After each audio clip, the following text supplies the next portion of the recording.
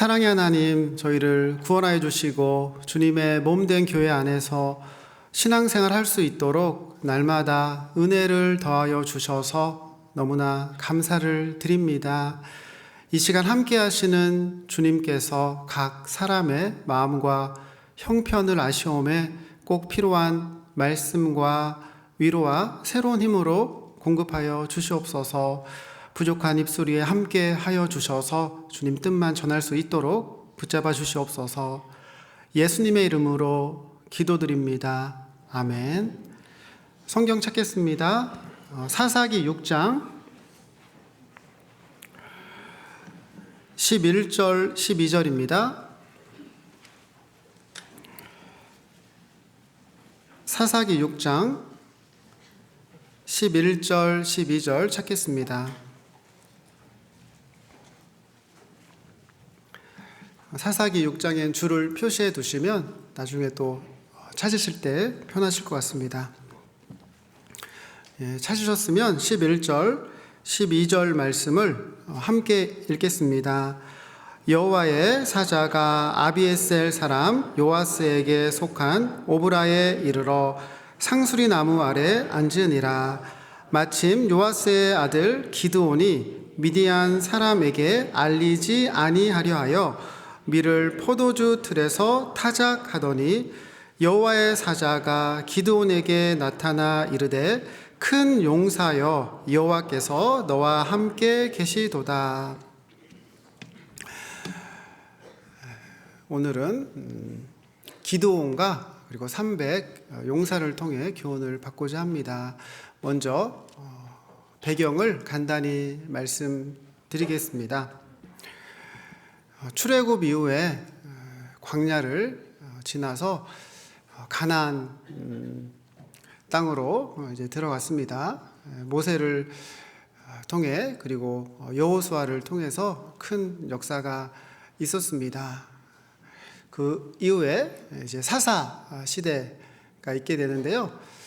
약 한 350년 정도 있었고요. 12명의 대표적인 사사가 있었습니다.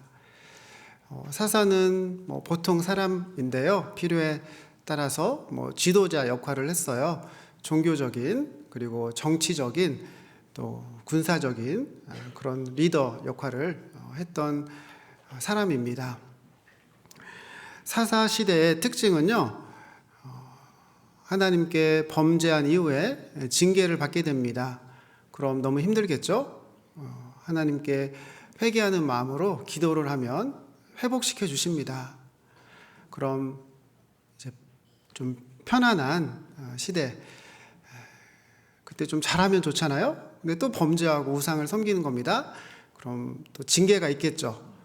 징계가 있으면 힘들어서 또 기도하고, 기도하면 하나님은 자비하시기 때문에 다시 도와주십니다. 그럼 또 잘해야 되는데 다시 범죄하고 우상을 섬기는 그런 일이 사사 시대에 반복이 됩니다. 성경을 읽다 보면은 어떻게 이럴까? 그런데 내 삶을 또 돌아보면은 나에게도 우리에게도 그런 모습이 있는 걸 알게 됩니다. 사사기 6장도 범죄와 그리고 징계로 시작을 합니다. 농사를 이제 지으면은 수확을 거둬야 되지 않습니까? 뭔가 수확을 거둘 때쯤 되면은 미디안 사람들이 와서 다 뺏어가는 겁니다.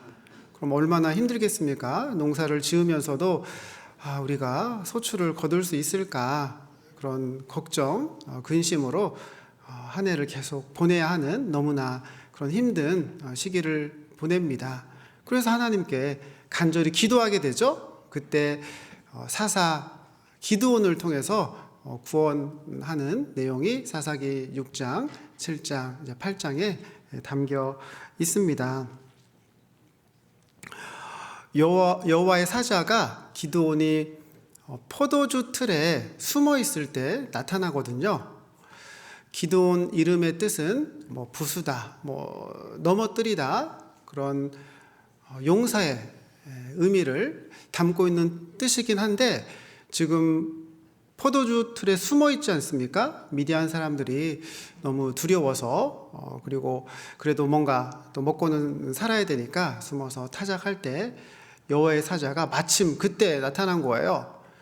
다른 때도 많잖아요. 뭐 식사를 하거나 잠을 자거나 뭔가 다른 일을 하거나 또 쉬고 있을 때 많은 때가 있는데 하필이면 두려워 숨어 있을 때 큰 용사여라고 부른 거예요. 상황과 맞지 않는 그런 부름이죠. 그래도 끝까지 이제 기드온 이야기를 읽어보면은 이래서 큰 용사라고 부르셨구나라고 이해가 됩니다. 하나님은 토기장이십니다. 그리고 우리는 진흙이죠. 하나님은 연약한 사람을 불러서 귀하게 쓰임 받는 그릇으로 만들어 가시는데 전문가시고요. 그 일을 지금까지 계속 하고 계십니다. 요한복음 1장에 베드로와 예수님의 만남이 나오죠. 갈대 같은 그 베드로를 게바라라고 부르잖아요. 내가 요한의 아들 시몬이니 장차 게바라 하리라. 게바는 반석이라는 뜻이거든요. 그리고 마태복음 4장 19절에는 나를 따라오너라 내가 너희로 사람을 낚는 어부가 되게 하리라 라고 말씀하셨죠. 물론 여러 가지 어려움과 시행착오가 있었지만 베드로의 삶에 예수님의 그 약속이 이루어졌습니다. 대표적으로 우리가 잘 아는 사건이 3번이나 공개적으로 예수님을 저주하면서 부인했던 그 일이 있었습니다. 그 이후에 예수님께서 베드로를 찾아와 주시고 회복시켜 주셨죠. 그리고 결국은 교회의 반석과 같은 그런 큰 역할을 하게 하시고요. 베드로를 통해서 많은 영혼이 구원받는 사람을 낚는 어부가 되게 하셨습니다. 평범한 어부를 주님의 귀한 일꾼으로 만들어 주셨습니다. 잠언 19장 21절 말씀에 사람의 마음에 많은 계획이 있어도 오직 여호와의 뜻이 완전히 서리라 라고 말씀하시죠. 베드로의 삶에 그리고 기드온의 삶에 그 말씀이 그대로 이루어졌습니다. 그리고 겸손할 수 있도록 하나님이 배려해 주셨구나라는 걸 알 수 있죠. 3,000명, 5,000명 구원받는 역사가 일어날 때 베드로의 마음이 교만해질 수 있지 않습니까? 그런데 다음날 아침 닭이 울면 닭하고 예수님 부인한 거하고 딱 연결을 시켜 놓으셨잖아요. 그럼 금방 또 겸손해지고 날마다 겸손해질 수 있도록 하나님이 이렇게 배려해 주셨구나라고 우리는 생각할 수 있습니다. 그리고 기드온의 삶도 마찬가지죠. 기드온이 나중에 큰 승리를 거두지 않습니까? 그런데 자신이 처음 부름 받았을 때 그 모습을 생각해 보면 나는 두려워 숨어 있었던 사람인데 이런 나를 부르셔서 큰 승리를 거두시는구나. 하나님께만 영광을 돌리고 또 겸손할 수 있도록 하나님께서 그런 배려의 의미로 숨어 있을 때 부르셨구나 라고 생각할 수 있습니다. 기드온이 이제 부름은 받았지만 아직도 너무나 연약한 모습입니다. 사사기 6장 13절 보시겠습니다.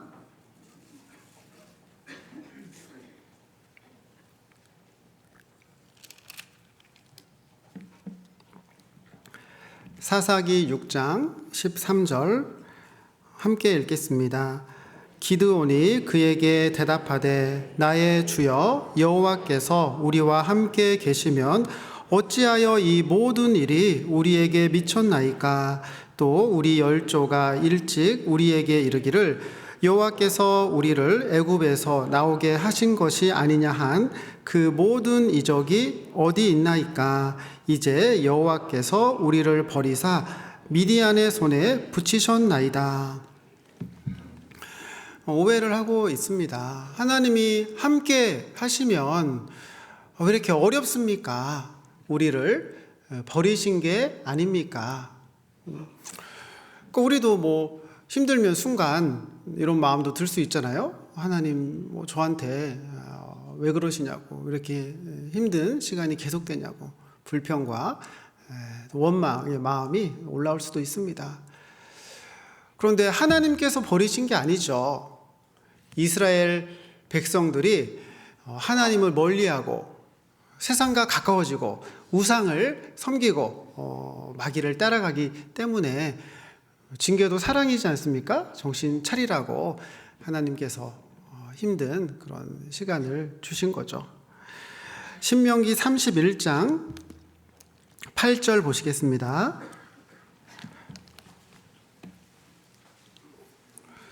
신명기 31장 8절입니다.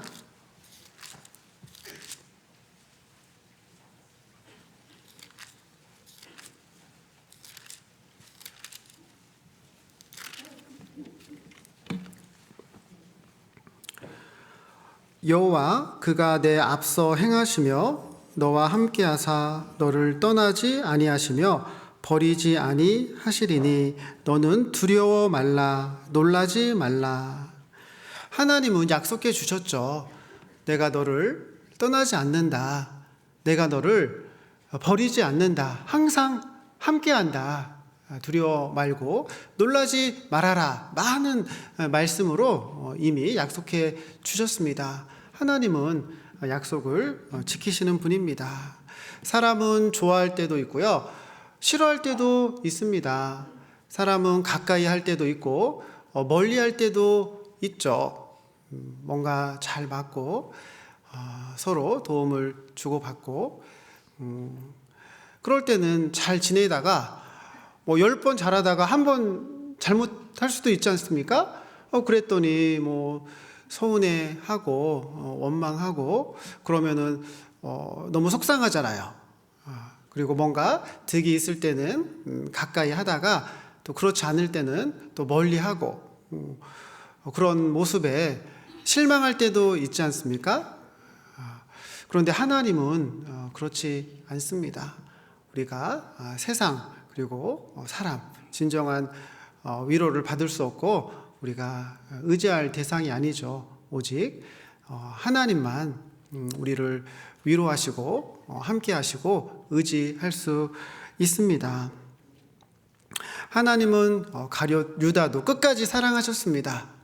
그런데 유다가 하나님을 멀리하고 하나님의 사랑을 거부하고 끝까지 마귀를 따라갔기 때문에 심판을 받게 된 겁니다.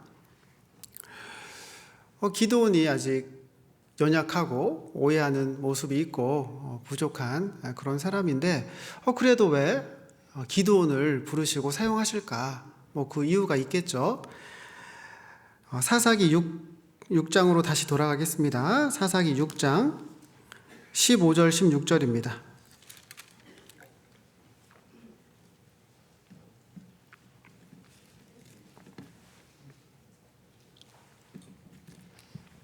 사사기 6장 15절 16절 함께 읽겠습니다. 기드온이 그에게 대답하되 주여 내가 무엇으로 이스라엘을 구원하리이까? 보소서 나의 집은 므낫세 중에 극히 약하고 나는 아비 집에서 제일 작은 자니이다. 여호와께서 그에게 이르시되 내가 반드시 너와 함께 하리니 내가 미디안 사람 치기를 한 사람을 치듯 하리라. 기드온은 겸손했습니다. 저는 제일 작은 자입니다. 라는 마음이 있었어요. 물이 낮은 곳으로 흐르는 것처럼 하나님의 은혜는, 하나님의 사랑은, 하나님의 능력은 낮은 곳에 겸손한 자에게 머물게 됩니다. 기드온에게 함께하고 승리한다라고 약속해 주시죠. 그리고 기드온 역시 승리에 대한 갈망이 있었습니다. 그런 마음이 있었기 때문에 하나님이 부르신 거죠. 그래서 표징을 요구하거든요. 정말 하나님이 함께 하십니까? 제가 예물을 준비할 테니 보여달라고 합니다. 17절 보시겠습니다. 기드온이 그에게 대답하되 내가 주께 은혜를 얻어싸우면 나와 말씀하신 이가 주 되시는 표징을 내게 보이소서. 믿고 나아가고 싶은 그런 적극적인 마음이 기드온에게도 있었습니다. 그래서 예물을 준비하잖아요. 고기도 준비하고 국도 준비합니다. 그런데 여호와의 사자가 그 국을 고기에다가 부으라고 하는 거예요. 그때 불이 나타나서 재물을 살라버리는 그 놀라운 일이 있게 되고요. 기드온이 이제 믿게 됩니다. 비슷한 내용이 열왕기상 18장에 나와 있거든요. 엘리야 그리고 거짓 선지자 850명이 이제 갈멜산에서 대결을 하게 됩니다. 재물을 놓고 거짓 선지자들이 기도를 하죠. 아무리 기도를 해도 응답이 없습니다. 그리고 이제 엘리야 선지자 차례가 돼서 그 재물에다가 물을 붓는 거예요. 엘리야가 기도했더니 불이 내려와서 그 재물을 살라버리거든요. 그 모습을 보고 이스라엘 사람들이 여호와 하나님이 참 신이구나 라고 믿게 되는 내용이 나옵니다. 기드온이 하나님이 함께 하시는구나, 나를 부르시는구나, 그걸 알게 되니까 두려운 마음이, 하나님을 경외하는 마음이 들게 됩니다. 예전에 임금님의 권세는 대단했지 않습니까? 임금님이 다 이렇게 돌아볼 수 없으니까 신하에게 임금님 말씀을 들려서 보내죠. 그럼 신하가 임금님 말씀을 받고 들고 가라는 곳에 갑니다. 그 집 앞에 도착하면은 뭐라고 외칠까요? 네, 그렇죠. 가끔 사극에 나오죠. 어명이여 이렇게 외칩니다.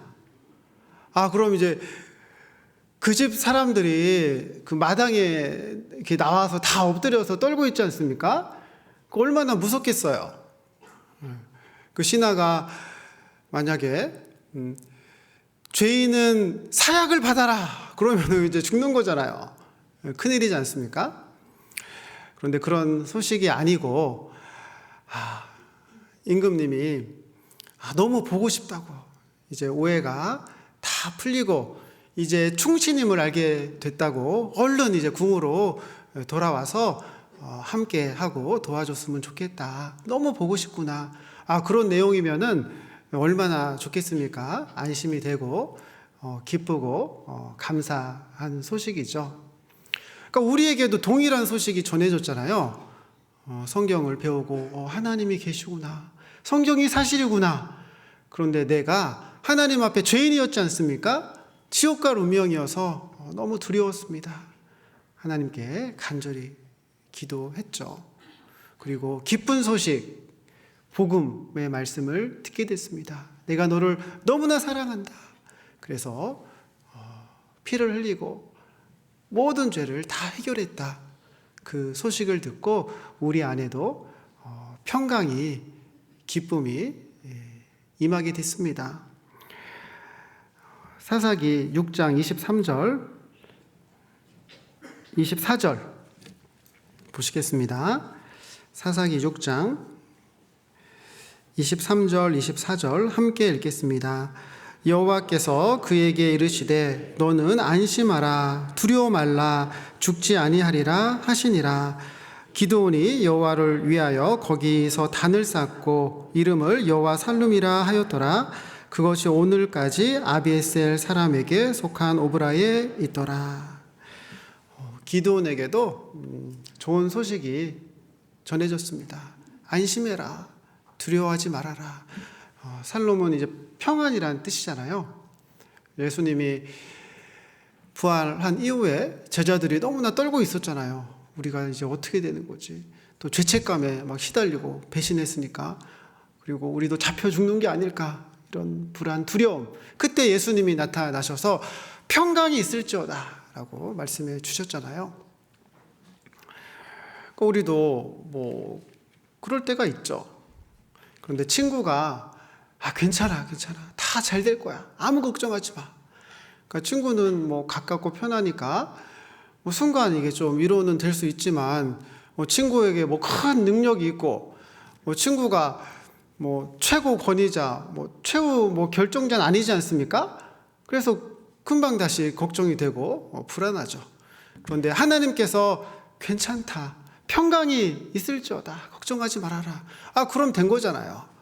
하나님이 말씀하시면 우리는 안심할 수 있습니다. 사사기 6장 25절로 27절입니다.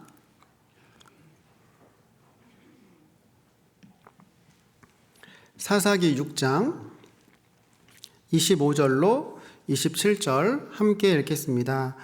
이날 밤에 여호와께서 기드온에게 이르시되 내 아비의 수소 곧 7년 된 둘째 수소를 취하고 내 아비에게 있는 바알의 단을 헐며 단 곁에 아세라상을 찍고 또 이 견고한 성 위에 내 하나님 여호와를 위하여 규례대로 한 단을 쌓고 그 둘째 수소를 취하여 내가 찍은 아세라 나무로 번제를 드릴지니라. 이에 기드온이 종 열을 데리고 여호와의 말씀하신 대로 행하되 아비의 가족과 그 성읍 사람들을 두려워하므로 이 일을 감히 백주에 행하지 못하고 밤에 행하니라. 하나님께서 처음 기드온에게 명한 것은 우상을 제해라. 하나님도 섬기고 우상도 섬길 수는 없잖아요. 기드온이 이제 좀 믿음이 생기긴 했는데 아직도 두려워하는 마음은 있죠. 그래서 낮에 그 일을 하지 못하고 이제 밤에 우상의 단을 회폐하게 됩니다. 우상은 뭐 하나님보다 더 좋아하는 거, 하나님보다 더 의지하는 거, 이제 그게 우상입니다. 우상은 하나님 뜻대로 사는데 방해가 되죠. 이 시대에 대표적인 우상이 있습니다.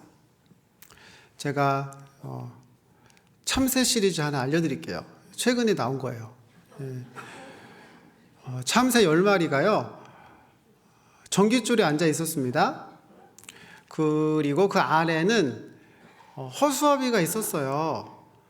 근데 요즘 기술이 너무 발달해가지고 뭐 AI, 로봇 너무나 발달했지 않습니까? 그래서 그 허수아비를 사람하고 똑같이 만들어 놓은 거예요. 사람처럼 보이고 옷도 사람처럼 입고 움직이고 말하고 사람처럼 다 이렇게 하는 거예요.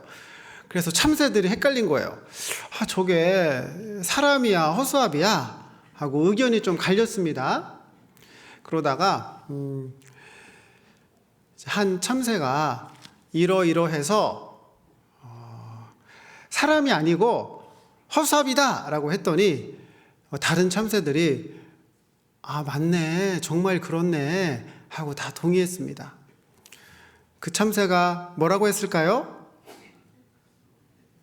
네. 그 참새가 뭐라고 했냐면요, 우리가 지금 오랜 시간 지켜보고 있는데 한 번도 핸드폰을 안 꺼낸다고. 사람이면 통화도 하고 카톡도 확인하고 유튜브도 한 번씩 봐주고 이래야 되는데 핸드폰을 안 꺼내는 거 보니까 사람이 아니고 허수아비다 라고 했다고 합니다. 우리 시대의 모습을 잘 나타내는 그런 이야기죠. 물론 이제 핸드폰 없이는 살 수 없는 시대입니다.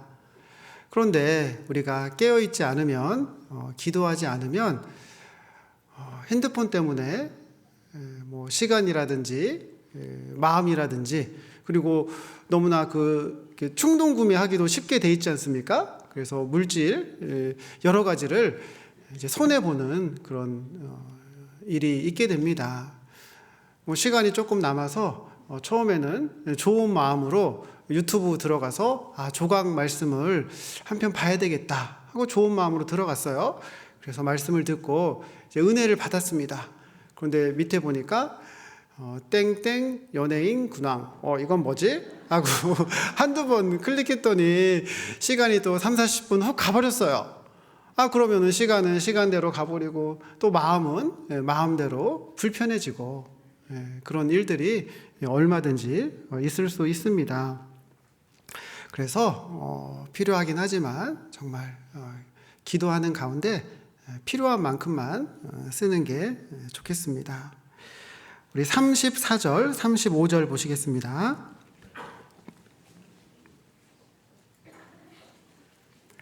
34절, 35절입니다. 여호와의 신이 기드온에게 강림하시니 기드온이 나팔을 불매 아비에셀 족속이 다 모여서 그를 쫓고 기드온이 또 사자를 온 므낫세에 두루 보내매 그들도 모여서 그를 쫓고 또 사자를 아셀과 스불론과 납달리에 보내매 그 무리도 올라와서 그를 영접하더라. 우상을 제하고 여호와의 신이 강림하셨습니다. 성경에 반복적으로 나타나는 내용은 이제 쓸만한 그릇, 깨끗한 그릇, 준비된 그릇, 하나님이 사용하시기 전에 성령 충만함을 받는 여호와의 신에 감동된 사람이라고 그 일이 먼저 있고 나서 하나님의 능력이, 하나님의 역사가 나타나는 걸 알 수 있습니다. 우리도 많은 말씀 또 수요 말씀을 통해서 성령 충만함에 대해서 많이 배웠습니다. 그런데 저 자신부터 돌아봤을 때 성령 충만함에 대해서 내가 기도를 하고 있을까? 내 삶을 살펴보니까 그렇지 않은 거예요. 왜 그렇지? 사실은 성령 충만함이 얼마나 중요한지 잘 모르는 거죠. 그렇구나. 그 이후로는 내가 성령 충만함 위해서 더 기도해야 되겠다, 이런 생각을 하게 됩니다.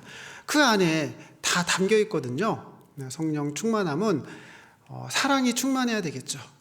그리고 말씀 충만함 없이 성령 충만할 수는 없거든요. 말씀을 가까이 하고 읽고 듣고 묵상할 때 성령 충만하게 됩니다. 그리고 말씀을 붙잡고 말씀을 의지하고 기도를 하게 되죠. 그럼 또 믿음을 갖게 되거든요. 성령 충만함은 이제 믿음, 충만함이 그 안에 또 포함되어 있습니다. 그러면 너무 감사하잖아요. 그렇지. 지금까지도 은혜고 앞으로도 도와주실 것을 감사하게 되고 기쁨과 감사함이 충만하게 됩니다. 그리고 교회 일을 하는 것도 성령의 은사로 하시는 거거든요. 성령께서 주시는 그 능력으로, 믿음으로, 도움으로 우리가 맡은 직분을 또 잘 감당하게 되는 겁니다. 그래서 성령 충만함을 위해서 계속 기도해야 되겠다라는 마음을 갖게 됩니다. 여호와의 신이 감동하시고 기드온이 이제 성령 충만하고 외쳤을 때 많은 사람들이 모이는 그 놀라운 역사가 있지 않았습니까? 그런데 아직도 기드온의 마음에는 믿음이 부족합니다. 그래서 또다시 하나님에게 표징을 보내달라고 요청을 합니다. 양털에만 이슬이 있고 사면이 마르면은 제가 믿겠습니다. 하나님이 들어주시죠. 양털에만 이슬이 있고 사면은 마르게 해 주셨어요. 그런데 아직도 믿음이 없습니다. 이슬은 고르게 내려야 되는데 양털에만 이슬이 내린 건 기적이거든요. 이번에는 또 반대로 요청을 합니다. 이슬이 사면에 있고 양털만 마르면 제가 믿겠습니다 라고 또 요청했습니다. 사람 같으면은 너는 왜 이렇게 믿음이 없냐고, 하기 싫으면 하지 마, 이럴 수도 있는데 하나님은 이제 오래 참으시고 자비하시지 않습니까? 그래서 또 이제 요청하는 대로 이루어 주십니다. 그래서 기드온이 믿음을 더 가지게 됩니다. 근데 이 기적에는 또 교훈이 담겨 있습니다. 양털하면은 예수님이 생각나잖아요. 보라, 세상 죄를 지고 가는 하나님의 어린 양이로다. 이슬이 양털에만 모인 것처럼 온 세상에 있는 죄가 예수님께 다 모였습니다. 하나님께서 우리 무리의 죄악을 예수님에게 담당시키셨죠. 그리고 예수님이 십자가에서 물과 피를 흘리시고 완전히 말라버리셨습니다. 예수님이 다 이루셨죠. 그 은혜가 또 사면에 온 땅에, 이슬은 은혜를 설명하거든요.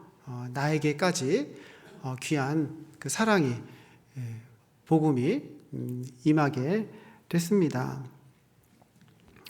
물론 지금은 말씀이 완성이 됐죠. 그래서 말씀이 이루어지는 게 기적이고 말씀으로 역사하는 시대입니다.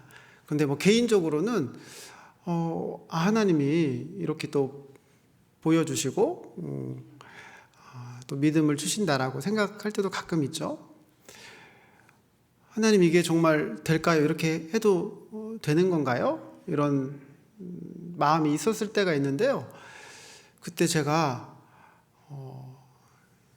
이제 주차를 하고 건물에 들어가서 다시 돌아가려고 나왔는데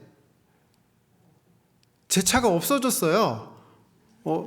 차가 어디 갔지? 너무 놀랬죠. 너무 놀랬는데, 근데 차가 움직여가지고 그 반대편에 주차가 돼 있는 거예요.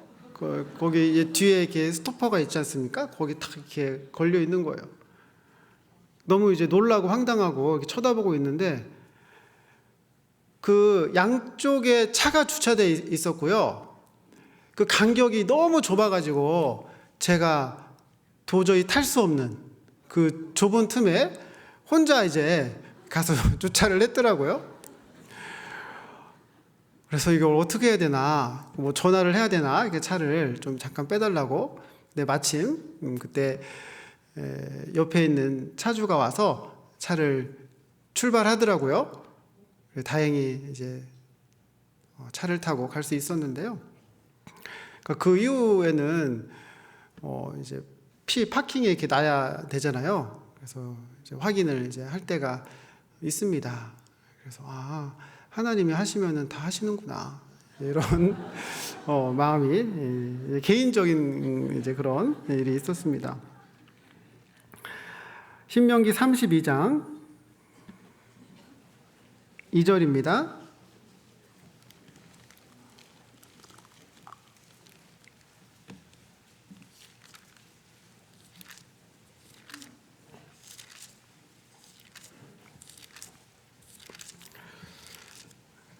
신명기 32장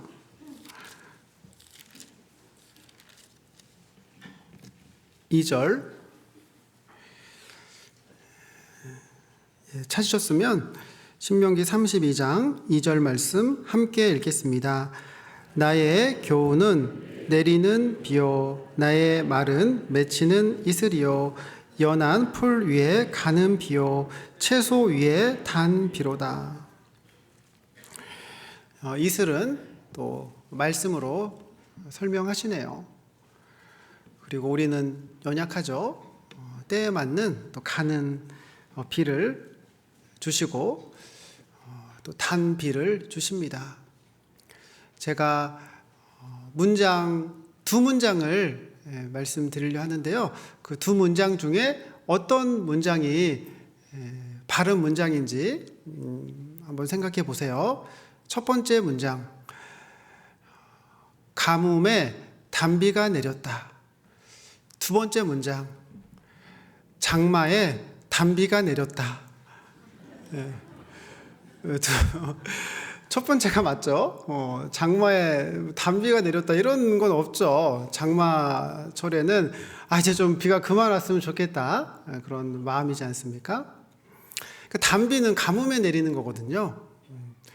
우리 삶에도, 우리 마음에도 가뭄이 올 때가 있습니다. 기근이 찾아올 때가 있고 여러 가지 또 핍박 때문에 어려울 때가 있습니다. 하나님께서 왜 그런 시간을 허락하실까요? 기근, 그런 가뭄 때는 여러 가지를 내려놓게 되죠. 포기하게 되지 않습니까? 그러면서 중요한 거는 또 남겨야 되잖아요. 끝까지. 아, 그렇구나. 내 삶에서 이게 정말 중요하구나. 그러면서 우상을 포기하고 또 내려놓는 그런 시간이 되기도 하고요. 또 가뭄, 기근 때 나무는 뿌리를 더 깊이 넓게 내리지 않습니까? 뭔가 살기 위해서 더 깊이 있는 물을, 수분을 흡수하기 위해서 뿌리를 더 내리는 것처럼 우리도 힘들 때, 어려울 때, 신앙의 가뭄이 올 때 하나님께 더 가까이, 더 깊은 기도를 하게 되면서 신앙이 튼튼하게 세워져 갑니다. 또 힘들 때, 어려울 때 말씀을 접하게 되면은 말씀이 너무 달잖아요. 뭔가 신앙이 뭔가 시들해지고 그럴 때가 오죠. 그럴 때 어떤 기근을 주시고 그렇지, 말씀이 꿀처럼 달았지. 그런 다시 신앙의 맛을, 말씀의 맛을, 주님의 선하심을 다시 알게 하는 그런 기회가 되기도 합니다. 다시 사사기 7장으로 돌아가겠습니다. 사사기 7장 2절입니다.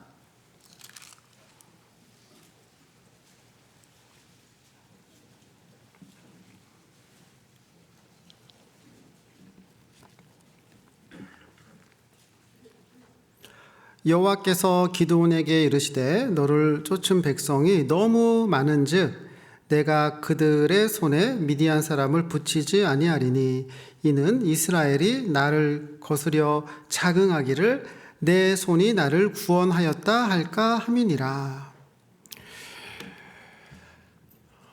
기드온이 표징을 보고 믿음이 더 생겼죠. 그리고 이제 전쟁을 시작하려고 하는데 하나님께서 사람이 너무 많다.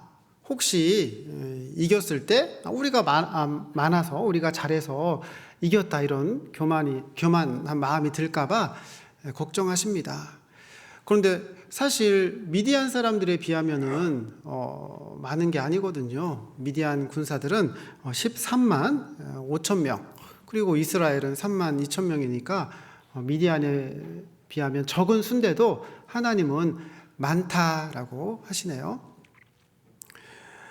좋은 회사, 좋은 대학에는 사람들이 많이 지원합니다. 5명 뽑는데 100명 지원했습니다. 그럼 어떻게 해야 되죠? 시험 봐야 되겠죠, 시험. 그래서 필기 시험도 보고 또 서류 심사도 하고 또 면접도 하고 이런 여러 절차를 거쳐서 최종 합격자를 발표할 겁니다. 하나님께서도 지금 너무 많다 하고 시험을 보시거든요. 첫 번째 시험은 두려워 떠는 자, 두려운 사람은 가라 라고 말씀하셨어요. 이 첫 번째 시험에 무려 2만 2천 명이 돌아가고요. 1만 명이 남게 됩니다. 첫 번째 시험은요, 자기 자신과의 싸움에서 이길 수 있는 사람을 뽑는 겁니다. 왜 두려울까요? 환경을 보고 연약한 나를 보면은 두렵죠. 함께 하시는 하나님을 바라볼 때 두려움을 이길 수 있습니다. 지금 전쟁 시작하지도 않았는데 두려워 떨고 있으면은 그 두려움이 이렇게 전염되지 않습니까? 그러니까 먼저 두려워 떠는 사람은 돌아가라 하셨습니다. 그리고 어떨 때 두려운 마음이 있을까요?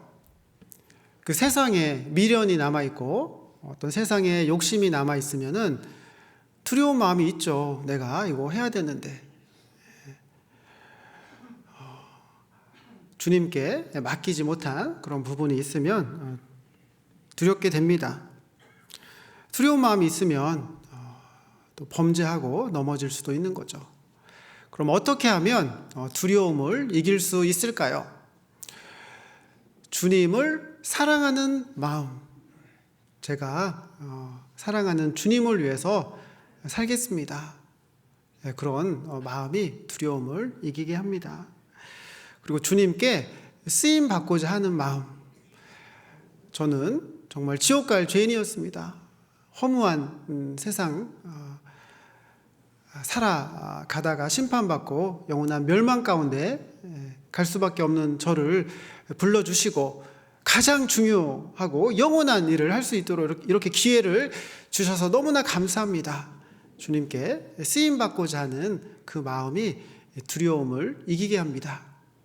그리고 목표가 있는 사람, 아직 구원받지 않은 가족이 있어요.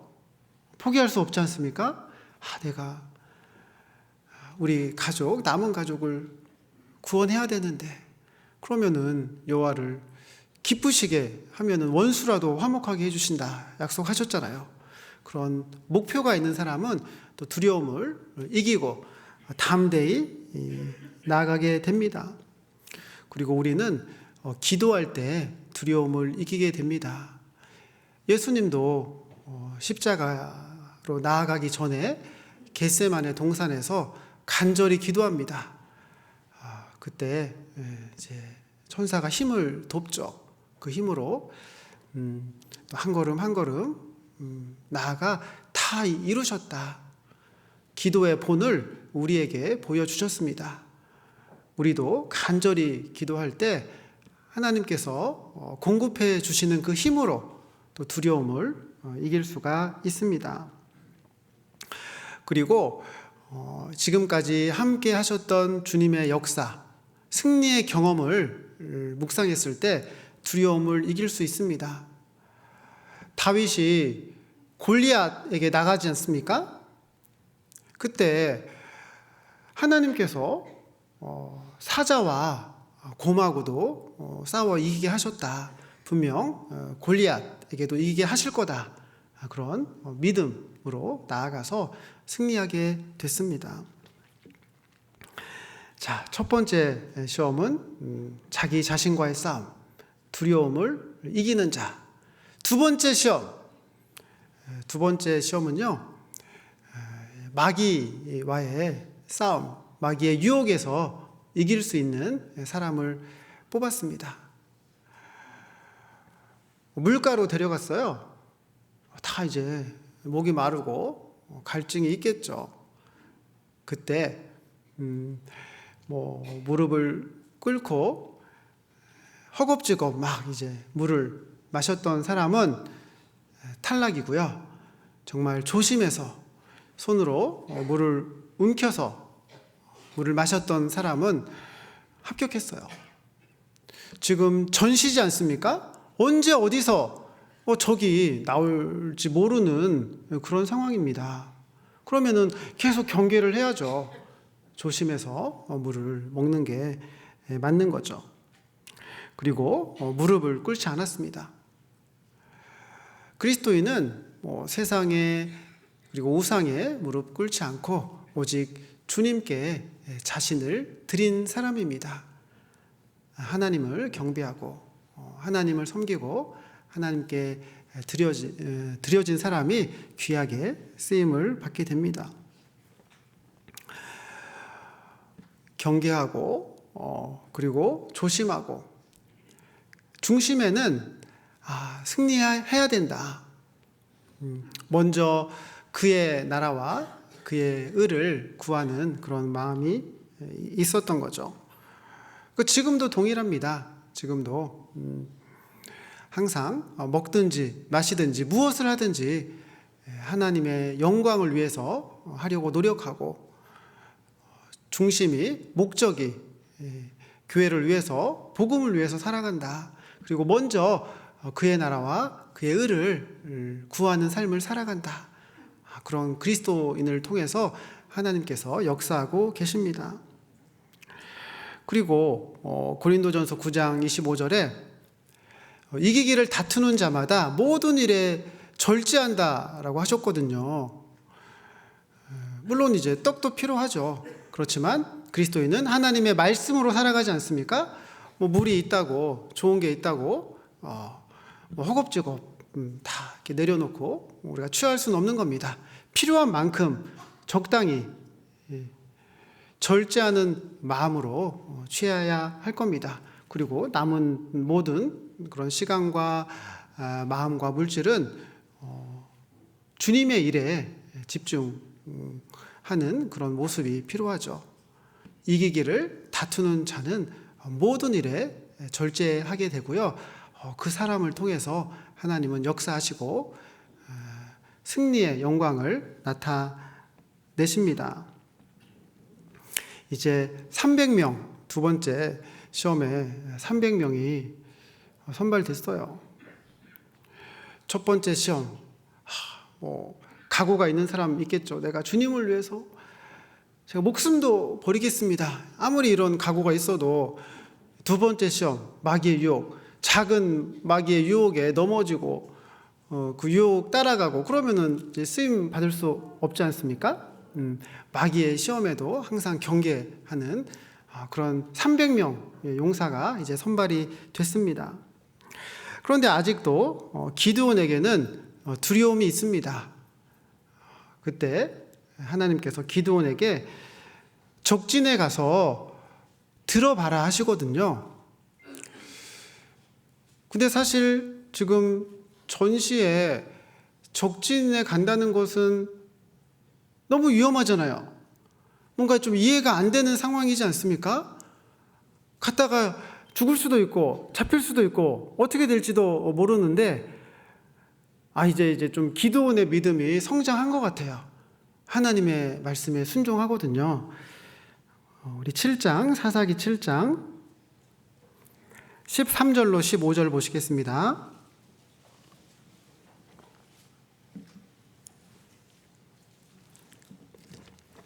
사사기 7장 13절로 15절 함께 읽겠습니다.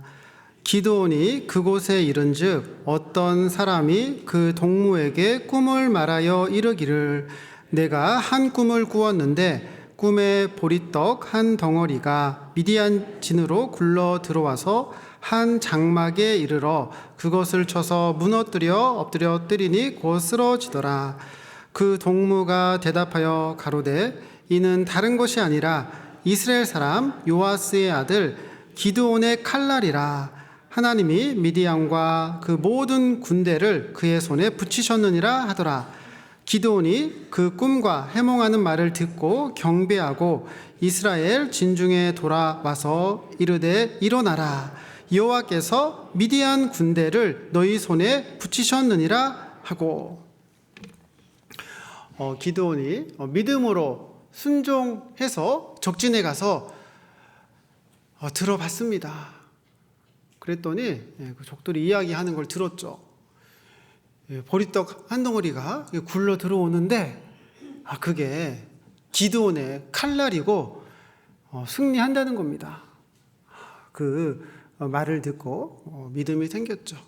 로마서 10장 17절에 그러므로 믿음은 들음에서 나며 들음은 그리스도의 말씀으로 말미암았느니라.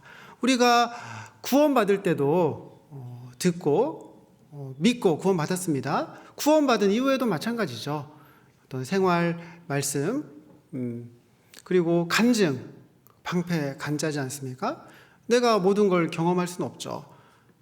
형제 자매들의 간증을 잘 또 들으면은 하나님이 이렇게 역사하시고 보호해 주시고 인도하시는구나. 잘 들으면 또 동일한 믿음을 갖게 됩니다. 기드온이 이제 듣고 이제 믿음이 생겼어요. 보리떡 한 덩어리가 이렇게 굴러 들어와서 승리하는데 우리말에도 비슷한 표현이 있거든요. 어디서 굴러온 개벽다구야? 이런 뭔가 좀 무시하는 말이죠. 왕따 시키려는 얕잡아 보는 그런 말이지 않습니까? 그 보리떡이 귀한 게 아니죠. 강한 게 아니지 않습니까? 그러니까 우리의 모습을 설명하는 거예요. 하나님이 하시면은 너무 쉽죠. 더 잘하시죠. 금방 하시죠. 그런데 하나님의 방법은 사람을 통해서, 나를 통해서 일하시는 거거든요. 삼손이 나귀 턱뼈를 가지고 많은 이제 블레셋 사람과 싸워 이깁니다. 나귀 턱뼈는 무기가 아니고요, 오히려 더 불편합니다. 맨손으로 싸우는 게 더 나을 수도 있는데 나귀 턱뼈를 통해서 승리하는 모습을 보여주시거든요. 하나님께서 우리를 통해서 오래 참으시고 훈련하시고 또 하나님의 도구로, 또 하나님의 통로로 귀하게 사용해 주십니다.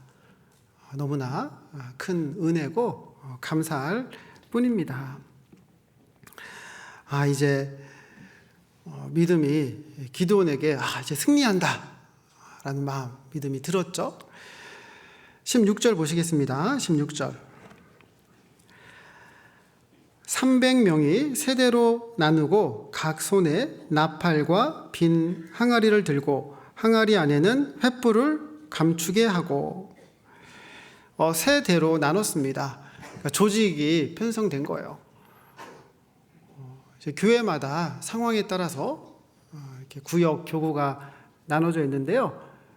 안산교회는 4교구로 나눠져 있죠. 그래서 이제 4대로 편성이 됐습니다. 항아리, 또 횃불, 그리고 나팔을 말씀하셨네요. 19절 보시겠습니다. 기드온과 그들을 쫓은 100명이 이경초에 진가에 이른즉 번병에 채번할 때라 나팔을 불며 손에 가졌던 항아리를 부수니라. 채번할 때, 경계 근무를 24시간 내내 쓸 수가 없잖아요. 그래서 교대하는 시간이 있죠. 경계 근무, 교대하는 시간, 그때가 이제 채번할 때입니다. 그러니까 조직이 나눠지고 또 하나님께서 말씀하신 때가 있지 않습니까? 우리도 때를 얻든지 못 얻든지 항상 전하기를 힘쓰지만 또 특별히 정한 때가 있죠. 교구 집회도 있고 구역 집회도 있고 대집회도 있습니다. 그때는 더 이렇게 마음을 모으고 기도하는 가운데 함께 주님의 인도하심을 따라서 나아가야 할 때입니다. 7장 20절 보시겠습니다. 세대가 나팔을 불며 항아리를 부수고 좌수에 횃불을 들고 우수에 나팔을 들어 불며 외쳐 가로되 여호와와 기드온의 칼이여 하고. 항아리 그리고 횃불, 나팔이 우리에게 주는 교훈이 있는데요. 신약에서 찾아보겠습니다. 고린도 후서 4장 6절 7절입니다.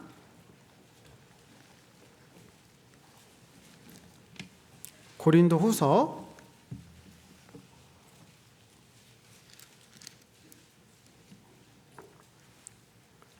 4장 6절 7절입니다.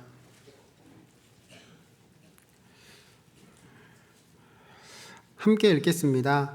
어두운 데서 빛이 비치리라 하시던 그 하나님께서 예수 그리스도의 얼굴에 있는 하나님의 영광을 아는 빛을 우리 마음에 비추셨느니라. 우리가 이 보배를 질그릇에 가졌으니 이는 능력이 심히 큰 것이 하나님에게 있고 우리에게 있지 아니함을 알게 하려 함이라. 우리는 질그릇입니다. 우리는 항아리입니다. 우리 안에 보배가 있죠. 구원받을 때 성령께서 임하셨습니다. 그런데 항아리를 깨라 하시잖아요. 구원은 받았지만 아직 연약한 육신 그리고 세상적인 습관이 남아있는 그런 부분, 또 어떤 자기 생각, 그런 것들이 남아있죠. 나로 인해서 하나님의 역사가 가로막힐 수도 있는 겁니다. 그래서 먼저 항아리를 깨라. 내 육신을 내려놔야 내 안에 있는 성령께서, 우리 안에 역사하시는 성령께서 우리를 인도해 가실 수가 있습니다. 고린도전서 14장 8절 보시겠습니다. 고린도전서 14장 8절입니다.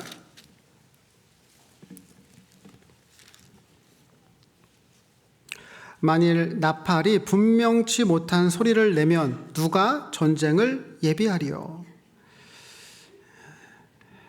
항아리를 깨고 나팔을 불었습니다. 나팔은 신호죠.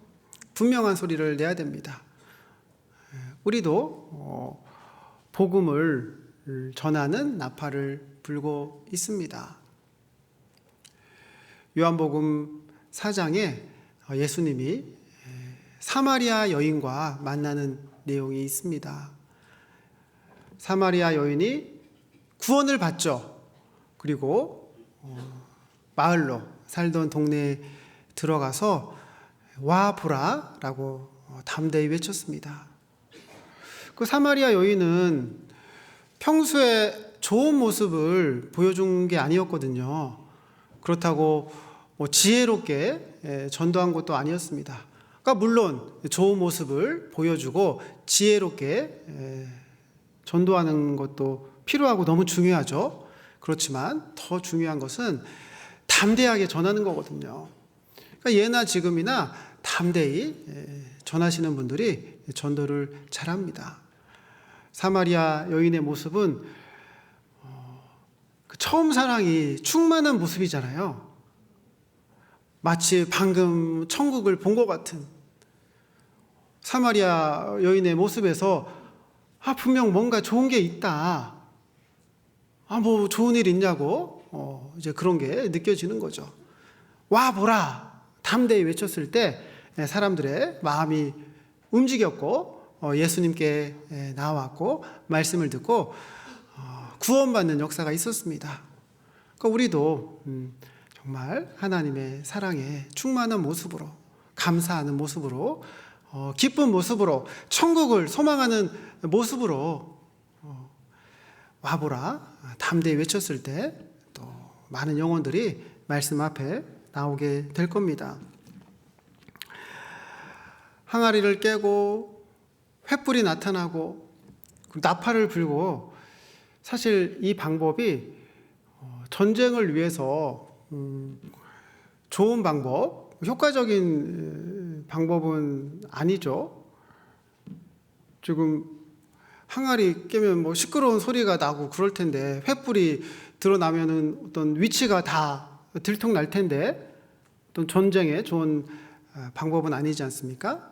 우리 잠언 21장 31절에 보면 싸울 날을 위해 마병을 예비하거니와 이김은 여호와께 있느니라. 이김은 여호와께 있느니라. 우리가 할 수 있는 걸 마땅히 해야 되지만 결국 승리는 하나님께 있지 않습니까? 교회는 어떤 전문가 집단이 아니잖아요. 최고의 방법으로 이렇게 할 수는 없죠. 교제하는 가운데, 기도하는 가운데 여러 의견을 듣고 계속 의견만 낼 수는 없잖아요. 또 결정을 해야 되겠죠. 하나님께서 앞에서 이제 세우신 분이 충분히 듣고 기도하는 가운데 결정하면은 또 거기에 따라서 또 나아갑니다. 그러면은 나머지는 하나님이 도와주시죠. 우리가 능력이 있어서 최고의 방법으로 해서 일이 되는 게 아니지 않습니까? 하나님이 도와주시고 예배해 주시고 능력을 베풀어 주실 때 우리를 통해서 승리가 나타납니다. 그럼 이 기드온과 300용사, 하나님 뜻대로 나아갔는데 하나님께서 어떻게 도와주셨는지 확인해 보겠습니다. 사사기 7장 22절입니다.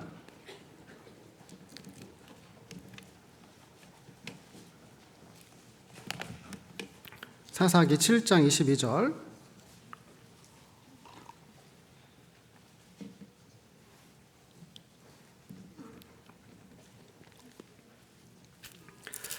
(300명이) 나팔을 불 때 여호와께서 그 온 적군으로 동무끼리 칼날로 치게 하심으로 적군이 도망하여 스레라의 벳 시다에 이르고 또 답바에 가까운 아베 무올라의 경계에 이르렀으며.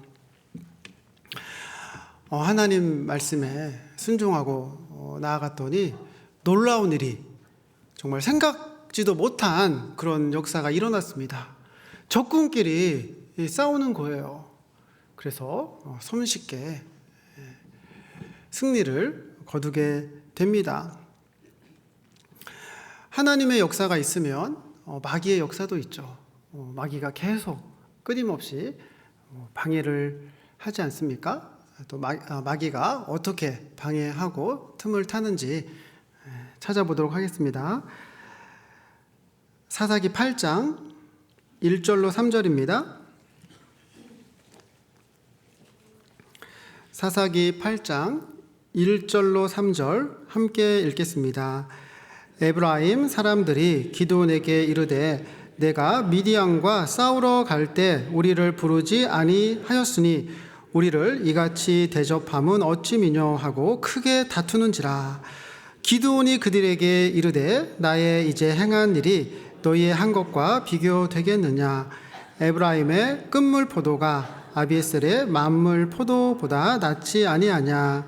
하나님이 미디안 방백 오렙과 스앱을 너희 손에 붙이셨으니 나의 한 일이 어찌 능히 너희의 한 것과 비교되겠느냐. 기드온이 이 말을 하매 그들의 노가 풀리니라. 에브라임 사람들이 괜히 시비를 거는 겁니다. 말도 안 되는 내용으로 걸고 넘어지는 거죠. 축구 경기가 있었어요. 월드컵처럼 큰 경기입니다. 그럼 사람들의 관심이 집중이 되겠죠.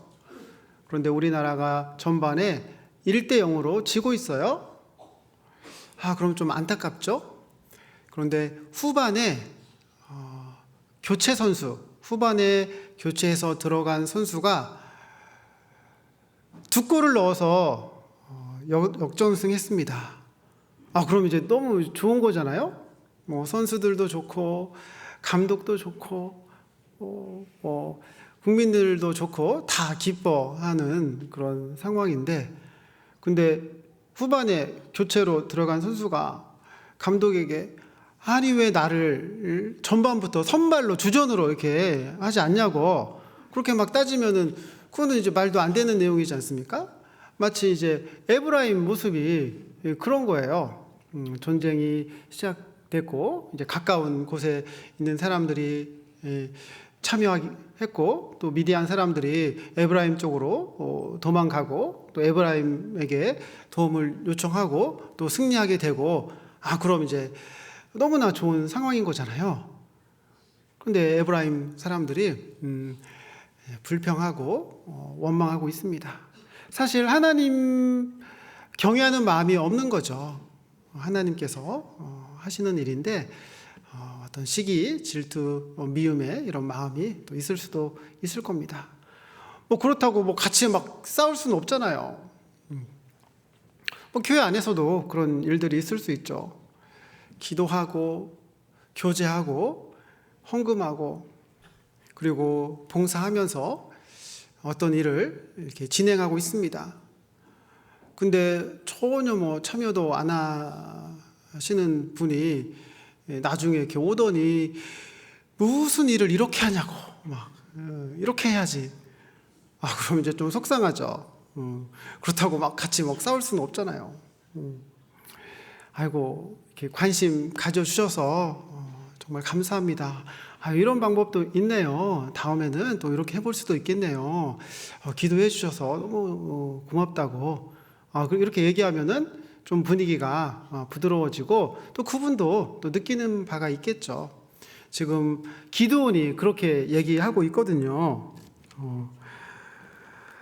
에브라임 끝물 포도가 아비에셀의 만물 포도보다 낫지 아니하냐. 이제 에브라임 사람들을 높여주고 있잖아요. 높여주고 있고, 아이고 우리는 아무것도 아닙니다 하고 자신을 낮추면서 지혜롭게 사랑으로 대화를 했기 때문에 화목이 이루어지고 또 승리가 이어질 수 있었습니다. 우리 골로새서 3장 보겠습니다.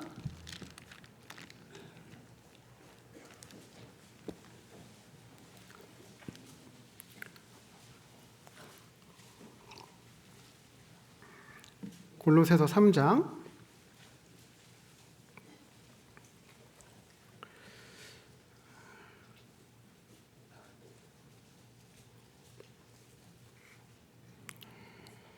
13절입니다. 골로새서 3장 13절. 누가 네게 혐의가 있거든 서로 용납하여 피차 용서하되 주께서 너희를 용서하신 것과 같이 너희도 그리하고.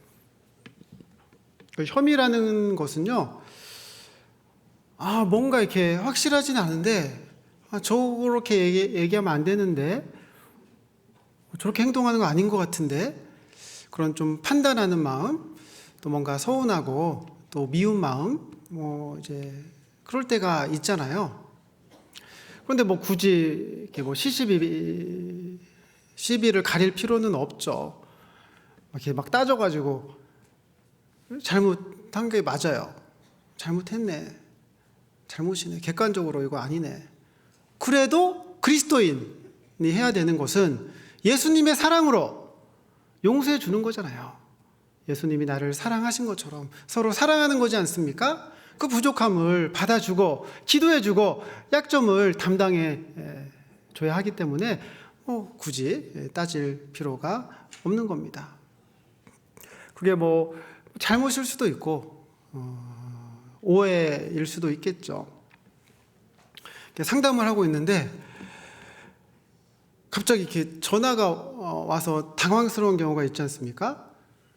그래서 급하게 이제 문자 메시지로 회의 중입니다. 곧 연락드리겠습니다. 이렇게 보내고 상담을 마쳤습니다. 근데 뭔가 이제 사람이 감이라는 게 있잖아요.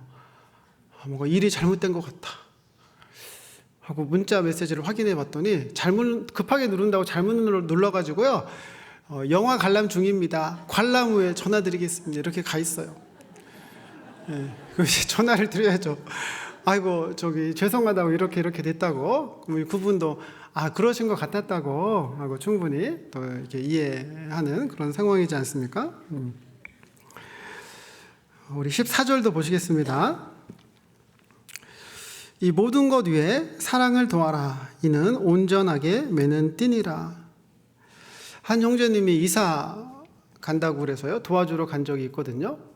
짐이 많지 않아서 트럭 하나에 짐을 다 실었습니다. 그러면은 출발하기 전에 그 띠로 잘 묶어야 되잖아요.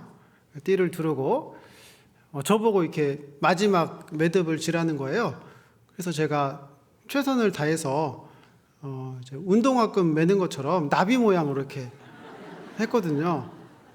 한 형제님이 이렇게 조용히 오시더니 그 매듭을 풀고 이렇게 쭉 당기면 이렇게 타이트하게 되는 그 매듭이 있지 않습니까? 그렇게 다시 잘 해주셨습니다.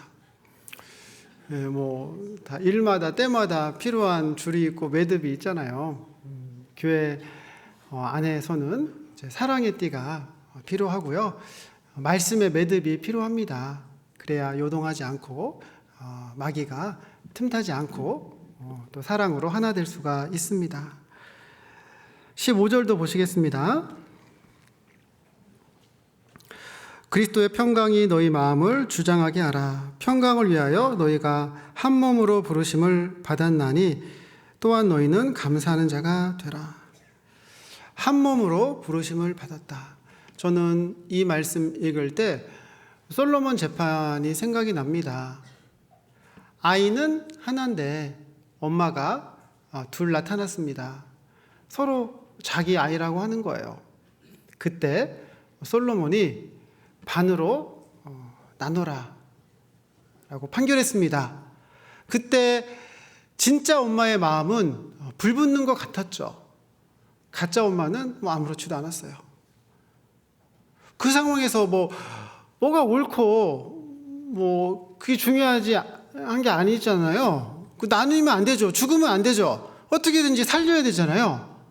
그래서 솔로몬에게 아니 이 아이를 저 여인에게 주라고 그렇게 얘기를 합니다.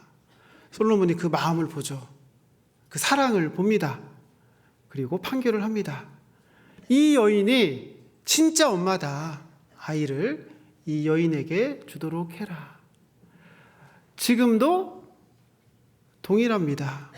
하나님께서 보고 계셔요. 누가 교회를 사랑하는지, 누가 교회가 나누려고 하면은 애타하는지, 누가 화목을 위해서 서로 잘 지내기 위해서 기도하고 말하고 행동하는지 다 보고 계십니다. 그리고 그런 그리스도인에게 하나님이 옳다, 그게 맞다라고 하시는 거예요. 그리고 주님 만나는 날 정말 잘했다, 착하고 충성된 종아라고 칭찬해 주시겠죠. 다시 사사기로 돌아가겠습니다.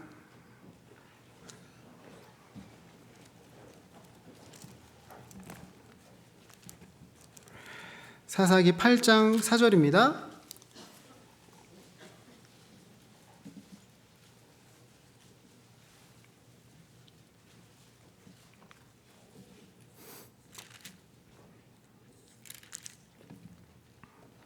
사사기 8장 4절 말씀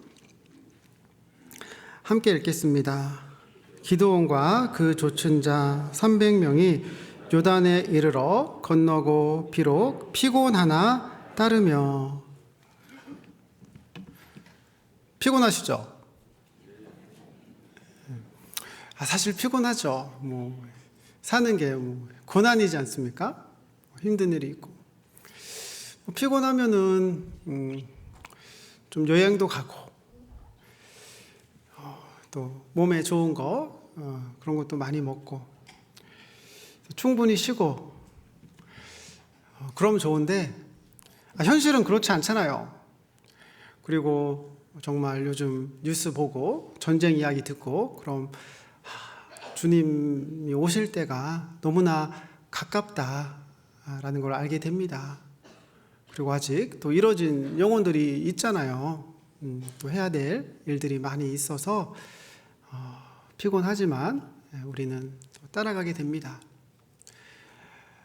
저도 피곤할 때 말씀도 읽고 기도도 하고 이렇게 찬양도 듣는데요. 그때 이제 좋아하는 찬양이 있어요. 이제 오래된 명곡이죠. 이제 주의 용사라는 찬양인데요. 찬양은 이제 잘 못하지만 이제 가사가 좋으니까 조금만 불러보겠습니다. 슬픔 속에 홀로 서 있는 지나간 날 주의 용사여, 한때 그대 주님과 언제나 승리했지만 세월은 흘러 그댄 지치고 지나간 추억은 다 잊었네. 더 이상 싸울 힘도 사랑할 힘도 없네. 하지만 주님 나를 부르네. 주의 나라를 위한 싸움에 오 친구여 일어나 다시 주의 용사 되자. 주님이 이 시간 우리도 부르십니다. 형제여, 자매여, 동역자여, 그리스도의 좋은 군사여, 다시 주의 용사 되자라고 우리를 부르셔요. 사사기 8장 18절 19절 보시겠습니다.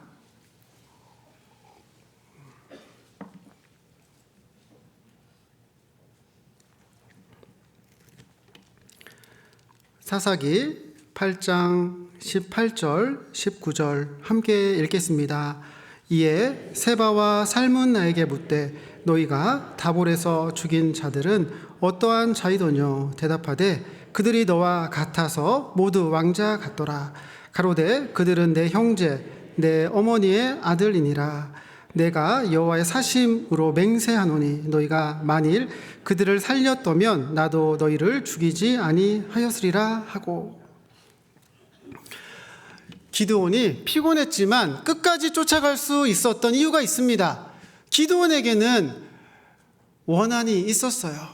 자기 형제들을 죽인 세바와 살문나를 그냥 보낼 수 없다. 끝까지 쫓아가야 된다. 그 원한을 위해서 그동안 기다렸습니다.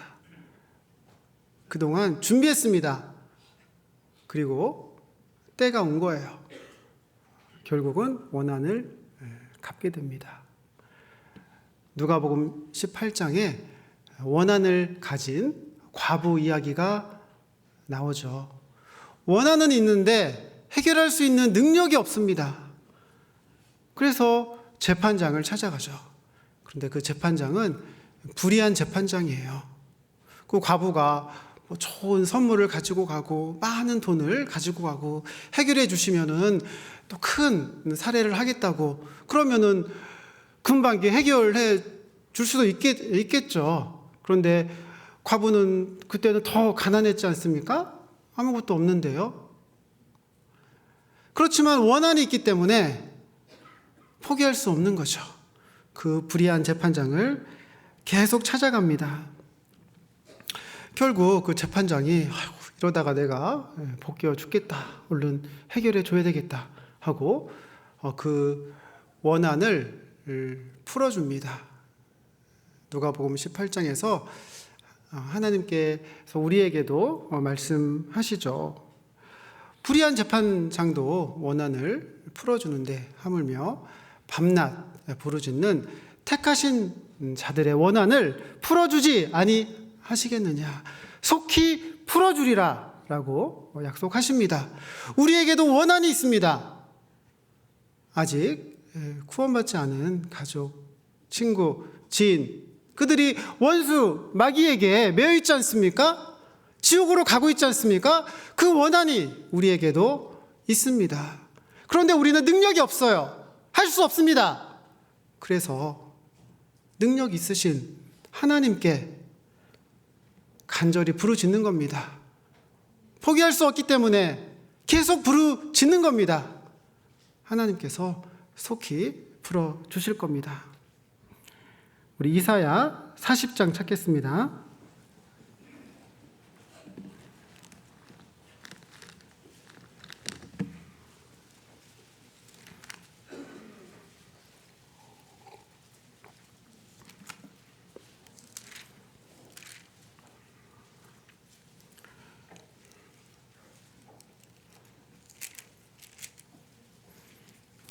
이사야 40장 12절입니다. 이사야 40장 12절. 누가 손바닥으로 바닷물을 헤아렸으며 뼘으로 하늘을 재었으며 땅에 티끌을 되에 담아 보았으며 명칭으로 산들을 간칭으로 작은 산들을 달아 보았으랴. 이사야 40장에 누가라는 말이 반복됩니다. 누가 이 모든 걸 만들었냐? 누가 이 모든 걸 정하고 운행하시냐? 이사야 40장 26절입니다. 너희는 눈을 높이 들어 누가 이 모든 것을 창조하였나 보라. 주께서는 수요대로 만상을 이끌어내시고 각각 그 이름을 부르시나니 그의 권세가 크고 그의 능력이 강함으로 하나도 빠짐이 없느니라. 우주에 모래보다 많은 별들이 있습니다. 그런데 하나님께서는 그 이름을 각각 부르시고 지금도 보존하시고 운행하고 계십니다. 힘을 공급해 주고 있습니다. 그런데 내가 구원받은 내가 하나님의 계획에서 인도하심에서 빠져 있겠습니까? 그렇지 않다는 거죠. 27절입니다. 야곱아 내가 어찌하여 말하며 이스라엘아 내가 어찌하여 이르기를 내 사정은 여호와께 숨겨졌으며 원통한 것은 내 하나님에게서 수리하심을 받지 못한다 하느냐. 그런데 우리가 27절 같은 마음이 들 때가 있다는 거죠. 왜 하나님은 내 상황을 몰라주실까? 왜 하나님은 속히 이루어 주지 않으실까? 그런데 그렇지 않습니다. 시편 139편에 모래보다 많은 보배로운 생각으로 나와 함께 하시거든요. 하나님이 다 알고 계십니다. 지금도 하나님의 역사는 진행되고 있습니다. 이사야 40장 29절입니다. 피곤한 자에게 능력을 주시며 무능한 자에게 힘을 더하시나니. 29절 말씀이 너무 공감돼요. 너무나 피곤하고요. 왜 난 이렇게 무능할까? 이런 마음이 들 때가 정말 많습니다. 그런데 하나님께서 능력을 주시고 힘을 주신다 라고 약속하시죠. 동일한 말이지만 누가 했는지가 중요합니다. 초등학생이 제가 돕겠습니다 그 말하고 대통령께서 제가 돕겠습니다 같은 말이지만 누가 했는지에 따라서 그 무게가 다르지 않습니까? 천지를 창조하신 하나님, 나를 사랑하시는 하나님, 독생자를 내어주신 이가 모든 것을 은사로 주지 아니하시겠느냐 약속하신 그분이 힘을 주신다, 능력을 주신다, 함께한다 약속하시는 거예요. 이사야 40장 31절입니다. 이사야 40장 31절 함께 읽겠습니다. 오직 여호와를 앙망하는 자는 새 힘을 얻으리니 독수리에 날개치며 올라감 같을 것이요 다른 박질하여도 곤비치 아니하겠고 걸어가도 피곤치 아니하리로다. 여호와를 앙망하는 것은 하나님을 바라보는 겁니다. 여호와를 앙망하는 것은 하나님의 약속의 말씀을 믿고 기도하는 겁니다. 하나님의 말씀을 믿으면 믿음대로 이루어지는 거죠. 하나님을 앙모하는 자에게는 새로운 힘이 공급됩니다. 지금까지도 날마다 주님의 은혜로 주님이 주시는 힘으로 이 자리에 앉아 있습니다. 앞으로도 동일하게 날마다 때마다 주님께서 힘을 공급해 주시고 붙잡아 주실 겁니다. 우리 처음에 찾았던 말씀 보고 마치겠습니다. 사사기 6장 12절입니다.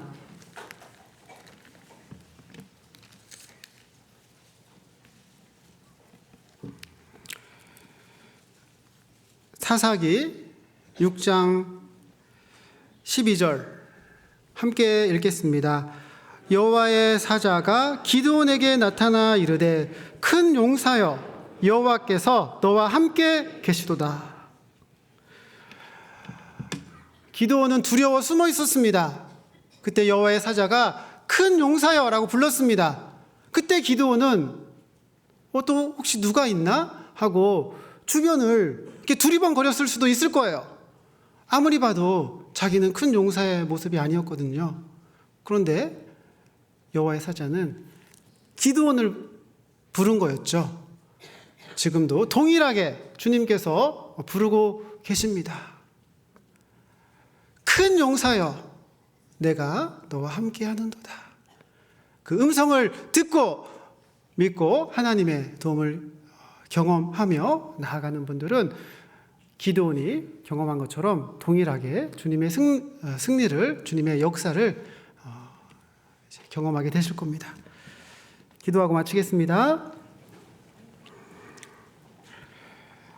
사랑의 하나님, 지금까지 함께 해주신 주님께서 또 앞으로도 함께 해주심을 믿고 감사를 드립니다. 안산 교회를 통해서 많은 영혼들이 구원을 받고 하나님께 영광이 되며 우리 안에 기쁨 넘칠 수 있도록 도와주시고 인도하여 주시옵소서. 그리고 말씀을 맡아 수고하시는 남궁은 목사님에게 지혜와 능력으로 더욱 함께 하여 주시옵소서. 남은 시간 온전히 주님께만 의지하오며 예수님의 이름으로 기도드립니다. 아멘.